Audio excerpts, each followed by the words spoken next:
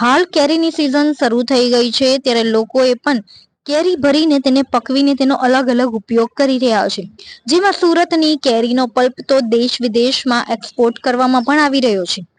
દક્ષિણ ગુજરાતનું સૌથી મોટું એવું એપીએમસી માર્કેટ છે. સુરતના એપીએમસી માર્કેટની કેરીના પલ્પની દેશ વિદેશમાં ડિમાન્ડ છે. સુરતના એપીએમસી માર્કેટમાં ખેડૂતો દ્વારા કેરી આપવામાં આવે છે, ત્યારબાદ એપીએમસી માર્કેટમાં પતરાના શેડમાં ઓર્ગેનિક પદ્ધતિથી ઘાસની વચ્ચે રાખીને કેરીઓને પકવવામાં આવે છે. ત્યારબાદ આ પાકેલી કેરીઓને અત્યાધુનિક મશીનરીથી પલ્પ તૈયાર કરવામાં આવે છે. આ ઓર્ગેનિક કેરીથી તૈયાર કરવામાં આવેલ પલ્પ 12 માસ ઉપયોગમાં લઈ શકાય છે. ત્યારે એપીએમસી માર્કેટમાં તૈયાર થતા કેરીના પલ્પની દેશ વિદેશમાં ડિમાન્ડ વધી રહી છે. આ બાબતે વધુ માહિતી આપતા એપીએમસી માર્કેટના ચેરમેન સંદીપભાઈ દેસાઈએ જણાવ્યું કે ખેડૂતો જે કેરીઓ એપીએમસી માર્કેટમાં આપી જાય છે તેને ઓર્ગેનિક પદ્ધતિથી ઘાસ દ્વારા પકવવામાં આવે છે અને ત્યારબાદ ખાસ ટેકનોલોજી વાળા અત્યાધુનિક મશીનરીથી આ કેરીઓનો પલ્પ કાઢવામાં આવે છે અને આ પલ્પ કાઢ્યા બાદ તેને સુરત જિલ્લા સહિત અન્ય રાજ્યોમાં તેમજ દેશ વિદેશમાં વેચાણ માટે એક્સપોર્ટ કરવામાં આવે છે. છેલ્લા 2 વર્ષથી ખેડૂતોને આવક બમણી થાય તેનું ધ્યાન રાખીને ખેડૂતો પાસેથી કેરી લઈ ઓર્ગેનિક પદ્ધતિથી કેરી પકવી તેનો પલ્પ કાઢીને વિદેશમાં એક્સપોર્ટ કરવામાં આવી રહ્યો છે અને આ પલ્પની સૌથી વધુ ડિમાન્ડ પણ હોવાથી ખેડૂતોને પણ આવક થાય છે. વિદેશમાં અમેરિકા, રશિયા, દુબઈ, જર્મની જેવા દેશોમાં સુરતના એપીએમસી માર્કેટની કેરીઓનો પલ્પ એક્સપોર્ટ કરવામાં આવે છે અને તેની ડિમાન્ડ પણ વધુ જોવા મળી રહી છે, જેથી કેરીની ખેતી કરતા ખેડૂતોને આવકમાં વધારો થશે તેવી આશા વ્યક્ત કરવામાં આવી રહી છે. જી સર, એપીએમસી માર્કેટમાં જે રીતે કેરીનો પલ્પ તૈયાર કરવામાં આવે છે અને વિદેશ એક્સપોર્ટ કરવામાં આવેલો છે, કેવી રીતે સમગ્ર પ્રોસેસ?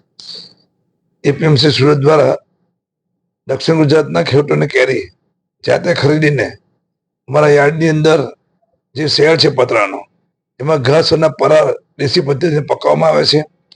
ત્યારબાદ મેંગો પણ અહીંયા કાઢીને ગુજરાતની જે આપણી ડેરીઓ છે એની અંદર હાફૂસ કેરીનો રસ અને ખાસ કરીને જે વિદેશની વાત કરી America, Russia, Canada, Germany, Korea, Dubai જેવા દેશોની અંદર આ રસને એક્સપોર્ટ પણ કરવામાં આવે છે. આપણા મોદી સાહેબ જે વાત છે કે ભાઈ 2022 ની અંદર ખેડૂતની આવક બમણી કરવાની જે વાત છે એ દિશામાં એપીએમસી સુરતનું આ પહેલું કદમ છે એમ કોઈને ખોટું નહીં કહેવાય. જી, કયા કયા દેશોમાં એક્સપોર્ટ કરવામાં આવી રહ્યું છે? મેં વાત કરી America, Russia, Canada, Dubai, Germany, Korea સહિતના દેશોમાં આપણો આ કેરીનો મેંગો એક્સપોર્ટ પણ થાય છે.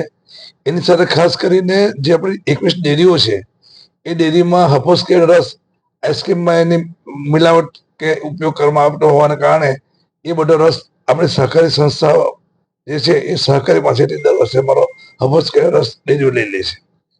કેવી રીતે આ જે કેરીનો પલ્પ કાઢવામાં આવે છે એ કેવી રીતે તૈયાર કરવામાં આવે છે એપીએમસી માટે? અમારા જે યાર્ડની અંદર કેન્દ્ર સરકારના સહકારથી અને એપીએમસી બંને ભેગા મળીને અંદાજે 16 કરોડના ખર્ચે ફૂડ પોષણ પ્લાનનો અહીંયા લગભગ 2017માં નાખવામાં આવેલો. એમાં 8 કરોડની સબસિડી અંદર કેન્દ્ર સરકાર આપેલી અને એની અંદર મેં વાત કરી કે ભાઈ દક્ષિણ ગુજરાતના ખેડૂતો છે એમની કેરી અમે જાતે ખરીદીએ, દેશી પદ્ધતિ પકાવીએ, એનો મેંગો પણ બનાવીને અમારા સુરત જિલ્લો, તાપી, સમુડીના જે પાર્લરો છે એની અંદર પણ એનું વેચાણ કરવામાં આવે છે. ત્યારબાદ અમારા એપીએમસી માર્કેટની બહાર એક અમારો આઉટલેટ છે ત્યાં પણ વેચાણ કરવામાં આવે છે. એમ કરીને અહીંયા જે કેરીઓ આવે છે એનું સરસ રીતે આયોજન કરીને મેંગો પલ્પ કાઢીને અલગ અલગ જગ્યાએ એને વેચવામાં આવે છે. આભાર.